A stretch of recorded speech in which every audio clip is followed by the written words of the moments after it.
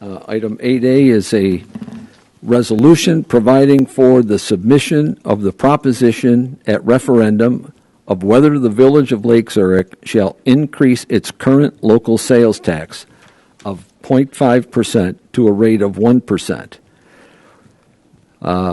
Approval of this resolution, I'll read the summary. Approval of this resolution would authorize placing a referendum question to increase the village's non-home rule sales tax rate by a half cent from 0.5% to 1% on the November 3rd, 2020 election ballot. As the village is not a home rule unit of government, an increase in this sales tax rate must be approved by voters prior to its implementation. Recent facility assessments of the Paulus Park Barn and Fire Station Number 1, two of the village's oldest facilities, identified pressing space and building deficiencies that would require substantial reinvestment in both facilities. A fire at the Park Barn in November 2019 has accelerated recognition of these needs, prompting the village to conduct a public participation process focusing on future investment in the two facilities. Participants favored investment in a one-story expansion to the Paulus Park Barn and a new fire station, number 1, to address the needs identified in the facility assessments. The two facility improvements are estimated estimated to cost $15.9 million, necessitating consideration of an appropriate revenue source to fund them. The outreach process also explored the community's willingness to financially support the facility improvements.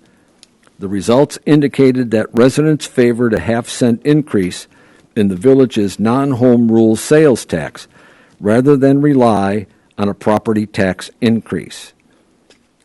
If approved by referendum, the sales tax increase would be effective in July 2021 and would generate an estimated $1.5 million annually.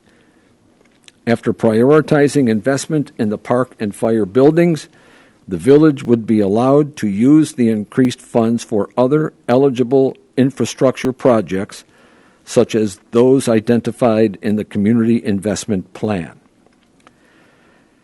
To place the referendum question on the November 3rd, 2020 ballot, the village board would need to adopt the provided resolution with the question formatted as follows. Quote, shall the Village of Lake Zurich be authorized to increase its current 0.5% sales tax by another 0.5%, to levy a 1% sales tax to be used for public infrastructure, municipal operations, or property tax relief. Consistent with the village's commitment of radical transparency, placing the referendum question on the upcoming ballot would allow Lake Zurich voters to directly decide whether to approve a half-cent sales tax increase for future facility and infrastructure investments. So that's the summary. Who wants to talk about it? Anybody up here want to talk about it? Anybody on the board? Let's poll the board. Let's start with Janice. Janice? Trustee Gannon? Sure, I'll go ahead.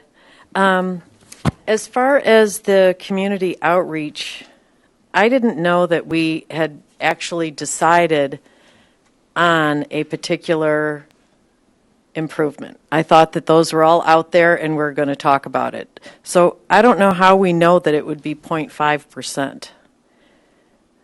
So that's my first question. I don't feel like we have resolved the community outreach product and program to know exactly what we want to do. So I think. Could you repeat that? We had the whole survey done where we paid $55,000 and the actual net result.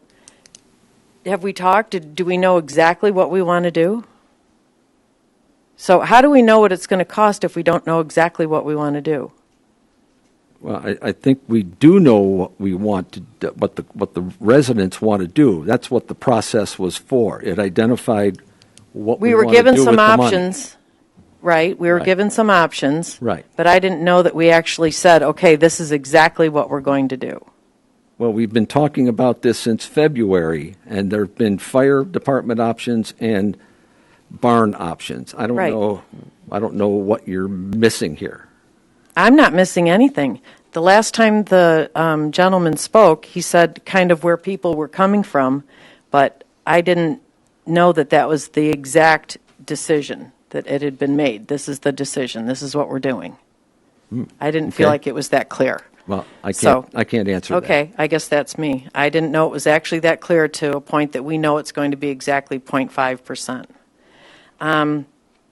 I agree with what some of the speakers, our public comments have been regarding the focus on the barn and the firehouse and nothing else.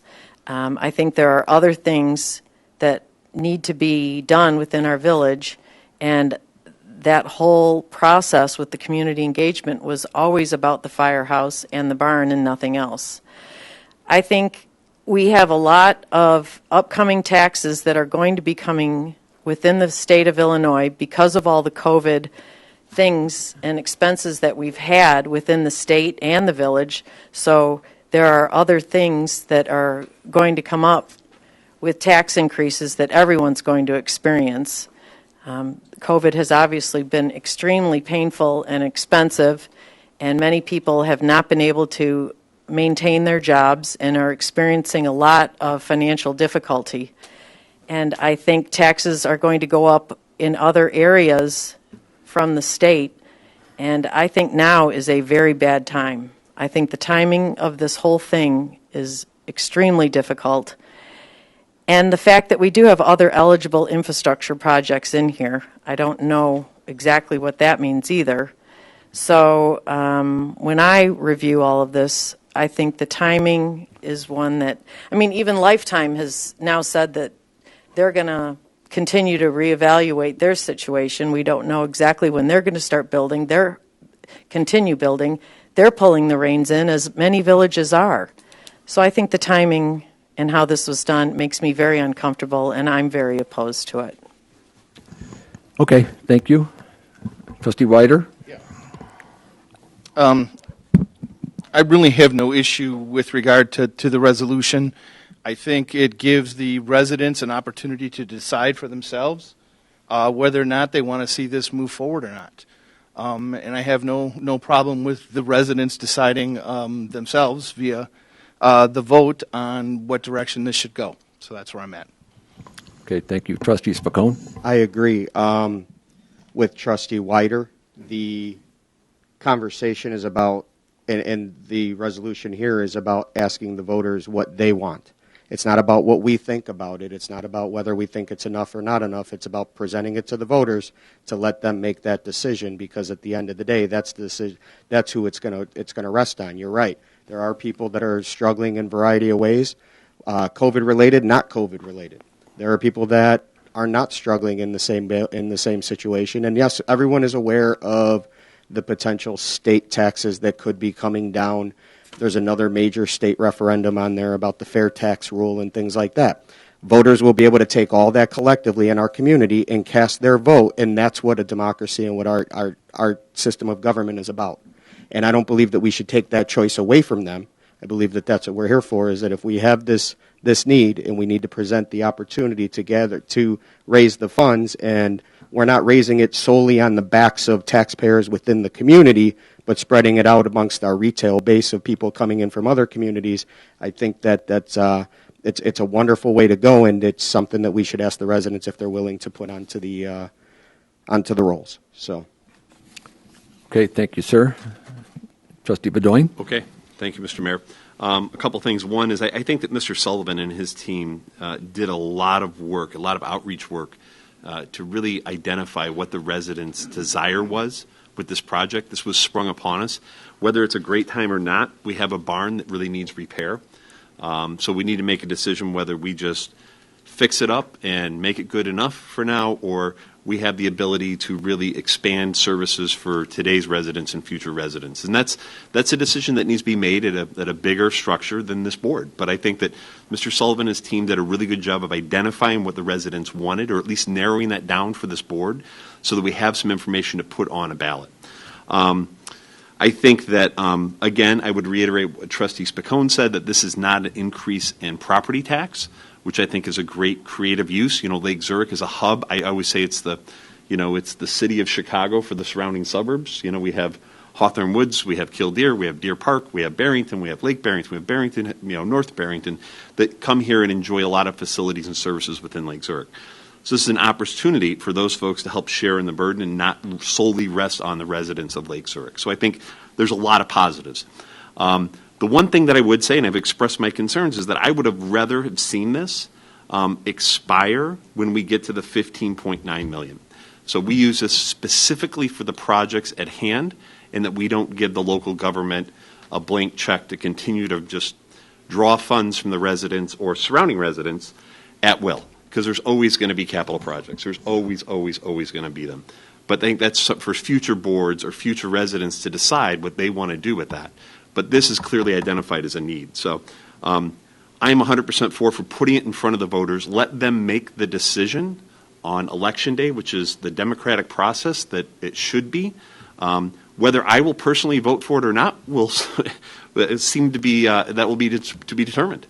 Because I have some reservations about the way this is written and giving somebody a blank check for the next 50, 40, 30 years. So that is my input and feedback. Okay. Thank you, sir. Trustee Euchre. Thanks, Mayor. I have no problem giving this up to the voters to have them make the decision as opposed to us.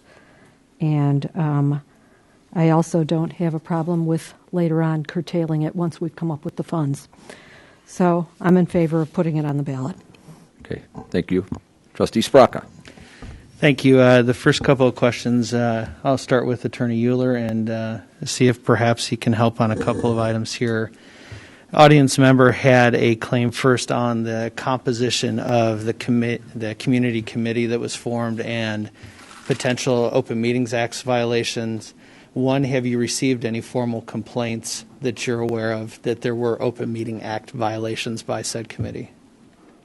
We have not, and those committees that were impaneled, created, established by the consultant itself are not subject to the Open Meetings Act. They are not village board committees or otherwise specifically authorized and directed by the board, so they are not covered by the Open Meetings Act.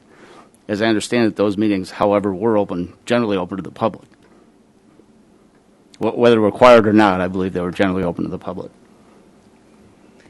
Thank you. And then the second question was, or comment that was provided this evening is instruction for the village board. A reminder, it's been some time. There's some new members since we've had a referendum question on the ballot. Can you give us a general lay of the land at this point in time, followed up by some specific guidance if this moves forward to the referendum question on the ballot? But what is the elected officials' position of can and cannot do's in relation to the question that could be put on the ballot? So the limitation for municipal bodies, first of all, we do have a detailed memo that we will share with the board, with the village manager, that everybody can review, can ask any questions about going forward relative to activities related to a referendum and supporting a referendum. The prohibition or limitations on public officials' involvement in supporting or opposing a referendum is as to a compensated official engaging in political activities during that compensated time. No one loses their ability to exercise First Amendment rights in supporting or opposing a referendum outside their compensated time. The other limitation is that if we consider this to be, not saying it is necessarily, but we want to be careful in this forum, that the board provides factual information, which it's allowed to do under the Illinois law, the Illinois election law, to the community, for the community to make an informed decision about whether or not they wish to vote for or against the referendum. So you can disseminate any and all factual information, and municipalities always do. Park districts, municipalities, school districts provide pamphlets, Q&As to the community to give them the most information they possibly can so the voters are informed. So the only prohibition really is on supporting or opposing the referendum by spending public money in support or opposition to the question. Okay. And then the last question that I have for Attorney Euler before I go over to Manager Keller. Where's my note?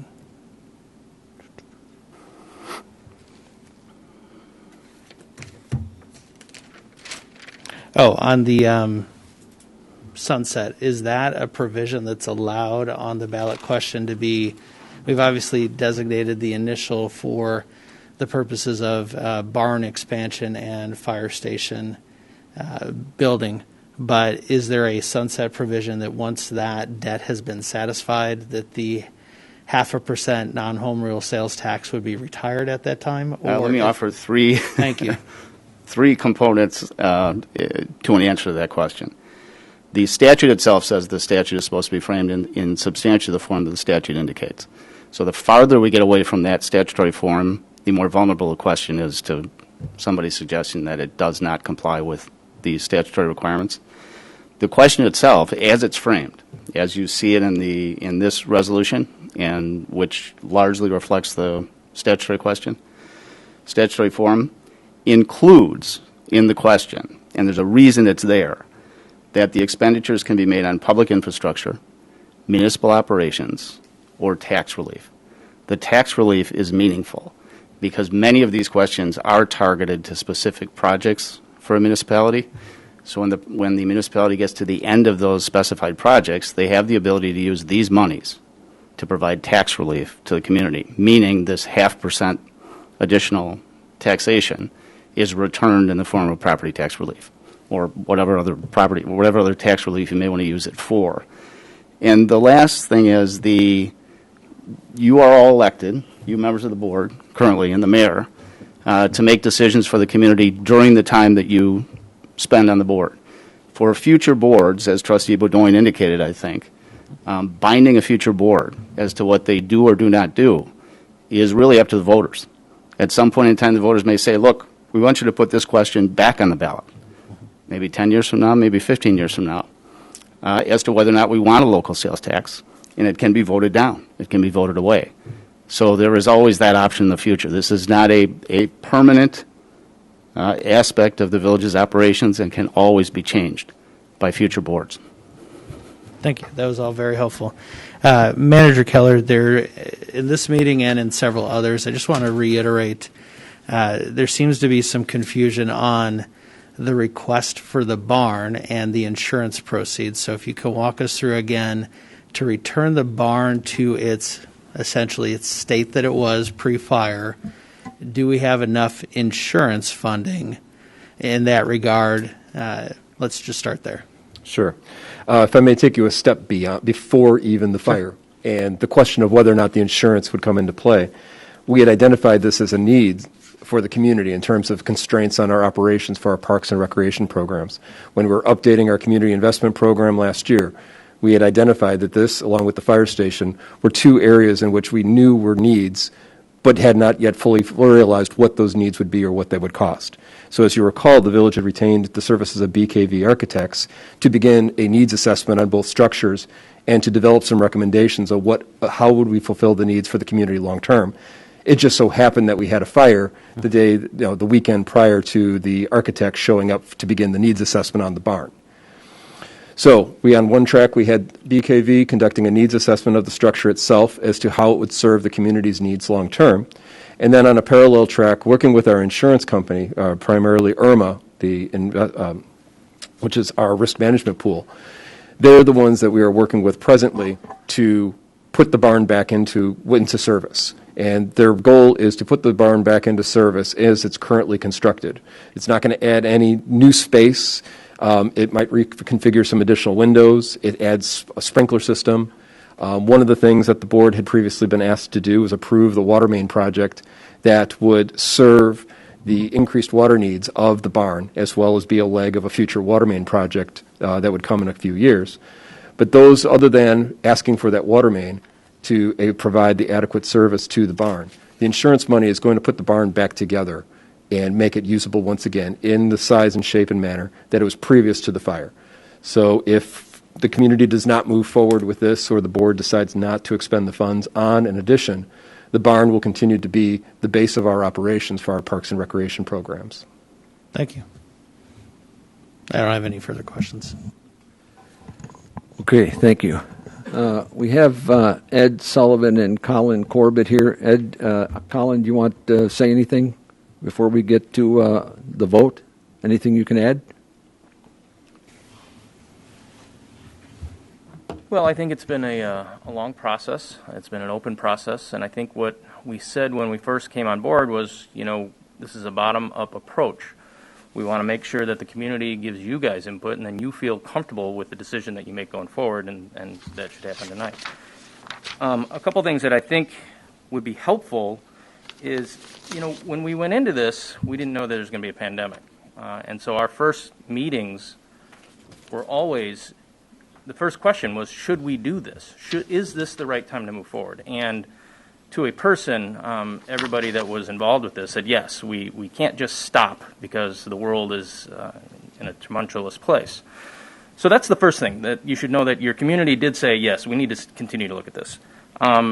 The last survey that we took, when we talked about what funding mechanism, there was only 14% of the respondents said, don't do anything. We don't want to spend any money. That's a tremendous number, knowing that your community is invested in your community and they want you to invest in their community. So that's a positive thing going forward. And the attorney already talked about, as we know, you can't take away the tax unless you vote to do it, and you can't encumber a future board. But looking at this, the overwhelming response was use the sales tax as opposed to the property tax. And that was without even telling them that 50% of your property taxes come from out-of-town spenders. And so when you talk about a future board when, 15 years down the line when these projects are done, you could literally have 50% of your sales tax of this go to pay down your property taxes. I mean, where else can you get that where you literally can have out-of-towners reducing your property taxes? And so that's a good thing to have in your pocket at some future time. And so those are some of the good things that could happen of this. Obviously, putting this on the ballot, and the residents will tell you what they want to do. What we found is you have very engaged residents on both sides of the spectrum, and that's good. That's what democracy is about, and so that's what this whole process was about, and the conclusion is tonight. Well, then the political conclusion moves forward.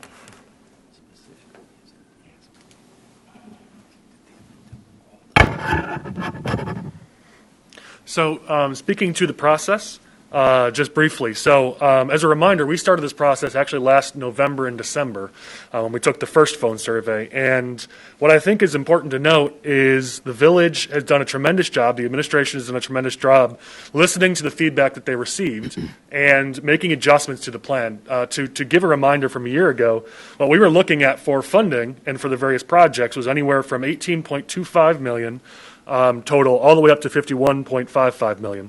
The feedback in December was that was not favorable to the public. The village made some changes. They adjusted their plan and have continued that engagement and that feedback throughout the course of 2020. And so now we're talking about a final plan that's actually lower than even the lowest number that was presented back in December, that achieves many of the same goals, many of the same needs, resolves many of the same needs, but for a much lower number, and as Ed described, via sales tax as opposed to being via property tax. And so what I think is an important note is that this administration, this board, the village, has been very transparent, very public in this process, and has taken that feedback and made adjustments to the plan, where we're now, the plan being put forward is lower than what was considered the lowest option just 10 months ago, and it achieves many of the same things. So I think kudos are in order to the work that was done by the village, by the administration, by the board.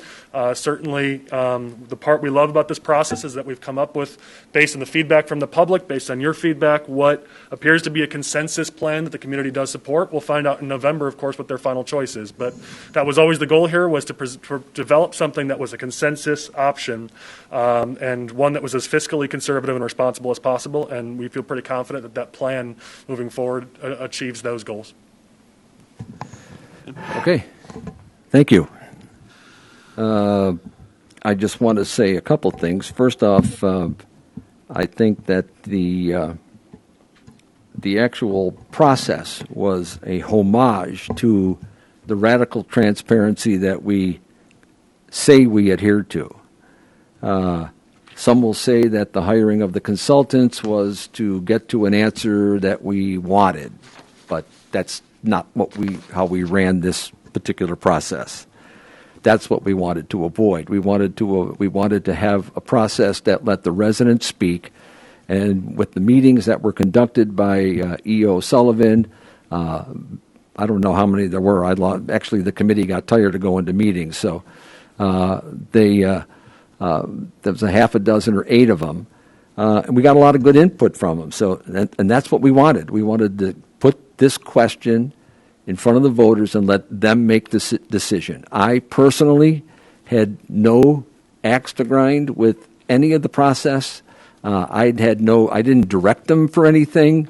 I didn't care if it was passed or not passed. It was the voters who were going to do it, and we've been faithful to that. We'll continue to be faithful to that. If it doesn't pass here tonight, we'll go back to the drawing board. If it passes here tonight, and we get it goes to referendum, the residents will make the decision. How do you get better than that? So I'm okay with all of that stuff. So at this point, then I would like a motion. Let me get the official motion here. Do we have to read B? What'd you say? I think Do we have to move on to B? We're on we A. have to do No, it no. first. We're gonna do B separate. If we A motion to approve resolution number 2020-08-049, providing for the submission of the proposition at referendum of whether the Village of Lake Zurich shall increase its current local sales tax of 0.5% to a rate of 1%. So May I have a moved. second, please? I'll second it. Yeah. Mr. Spicone, seconded? Okay. Ready? And call the roll. Trustee Gannon, Nay. Trustee Spicone, Aye. Trustee Sprocka, Aye. Trustee Weider, Aye. Trustee Bedoin, Aye. Trustee Euchre. Aye. Okay, thank you. So at this point, the question will be put on the ballot for the November election. Okay? Thank you very much, everybody, for your input into this.